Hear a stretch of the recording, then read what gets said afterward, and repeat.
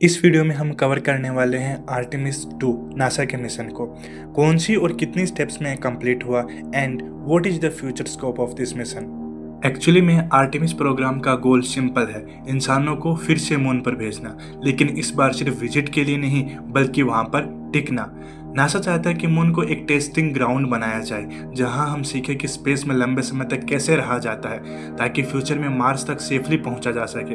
यानी Artemis programme एक mission नहीं बल्कि फ्यूचर स्पेस एक्सप्लोरेशन की फाउंडेशन है। इस मिशन में 4 एस्ट्रोनॉट्स गए थे, Reid Wiseman, Victor Glover, Christina Koch, Jeremy Hansen. ये लोग सिर्फ पैसेंजर नहीं थे बल्कि पूरी मिशन की टेस्टिंग का एक हिस्सा थे। अब असली कहानी शुरू होती है। आर्टेमिस 2 मिशन की शुरुआत होती है एसएलएस रॉकेट के पावरफुल लॉन्च से, जो ओरियन स्पेसक्राफ्ट को लेकर आसमान में उड़ता है। लॉन्च के लगभग 2 मिनट बाद इसके सॉलिड रॉकेट बूस्टर्स अलग हो जाते हैं क्योंकि उनका काम पूरा हो चुका होता है। इसके बाद कोर स्टेज ओरियन को और ऊंचाई और स्पीड देता है, लेकिन फ्यूल खत्म होते ही यह भी अलग हो जाता है। अब आईसीपीएस यानी अपर स्टेज ओरियन को अर्थ ऑर्बिट से बाहर निकालकर मून की दिशा में पुश करता है और सही ट्रेजेक्टरी मिलने के बाद यह भी अलग हो जाता है।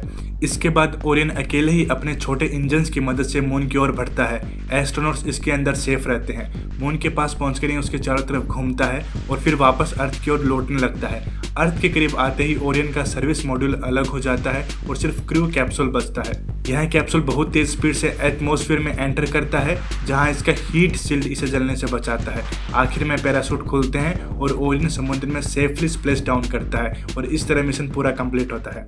आर्टेमिस 2 सिर्फ एक मिशन नहीं था बल्कि एक टेस्ट था असली लैंडिंग से पहले। अगला कदम होगा आर्टेमिस 3, जहां पर इंसान फिर से मून की सरफेस पर उतरेगा। इसके बाद प्लान है मून पर बेस बनाना और फिर मार्स की तरफ बढ़ना। सबसे बड़ी बात यह नहीं है कि इंसान चांद के पास गए, सबसे बड़ी बात यह है कि आखिर हमने फिर से शुरुआत तो कर दी है।